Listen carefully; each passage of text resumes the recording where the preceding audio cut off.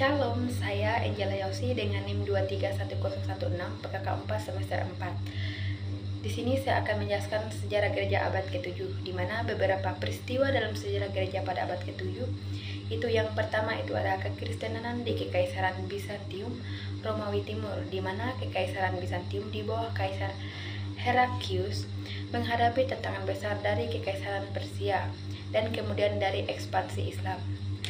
Dan juga di mana pada masa ini terjadi kontroversi monotelisme, sebuah ajaran yang berusaha menyatukan pepecahan antara gereja ortodok dan kaum monofesit dengan mengajarkan bahwa Kristus hanya memiliki satu kehendak ilahi.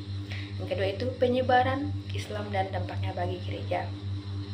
Tahun 632 Nabi Muhammad wafat dan umat Islam mulai melakukan ekspansi di wilayah-wilayah Kristen di Timur Tengah, Afrika Utara, dan Persia.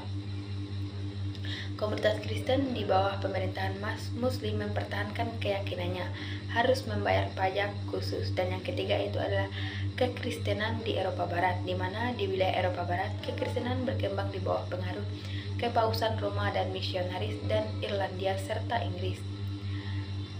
Dan juga ada yang keempat itu gereja di Afrika dan Timur Tengah, bagian Mesir, gereja Koptik tetap kuat meskipun berada di bawah kekuasaan Muslim.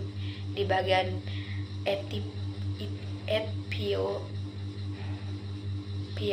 kekristenan tetap bertahan di bawah kekaisaran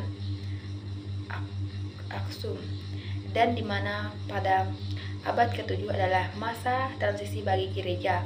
Gereja Bizantium menghadapi tantangan internal dan eksternal. Gereja di Eropa Barat berkembang di bawah kepemimpinan Paus. Ekspansi Islam mengubah langkah politik dan agama di Timur Tengah dan Afrika, menyebabkan komunitas Kristen hidup di bawah pemerintahan Muslim. Dan juga sejarah gereja di Nusantara pada abad ke-7 ini memiliki pengaruh perdagangan Persia dan India, di mana abad 7 Nusantara khususnya Sriwijaya Sumatera menjadi pusat perdagangan yang ramai dan berhubungan dengan berbagai bangsa termasuk Persia dan India. Gereja Nestorian berasal dari Persia menyebarkan ajarannya di wilayah-wilayah Asia termasuk India dan Cina.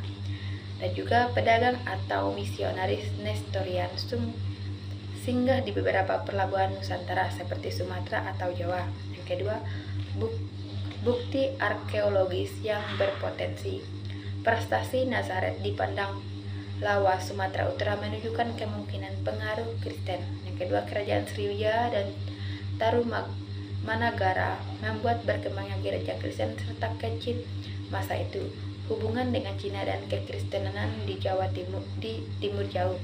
Abad ke-7 kekristenan khususnya Nestorian sampai ke Cina. Keberadaan mereka ditemukan oleh prestasi Xian yang mencatat masuknya Kristen Nestorian Tiongkok. Perdagangan antara Cina dan Nusantara adalah kemungkinan bahwa pengaruh Kristen juga sempat masuk Nusantara meskipun tidak meninggalkan jejak. Pada abad ke-7 ini, perdagangan dengan perdagangan Persia, India, dan Cina yang sudah mengenal kekristenan menunjukkan kemungkinan bahwa ajaran Kristen sudah mulai dikenal meskipun belum berkembang secara luas. Demikian penjelasan mengenai sejarah gereja di Nusantara. Shalom, terima kasih.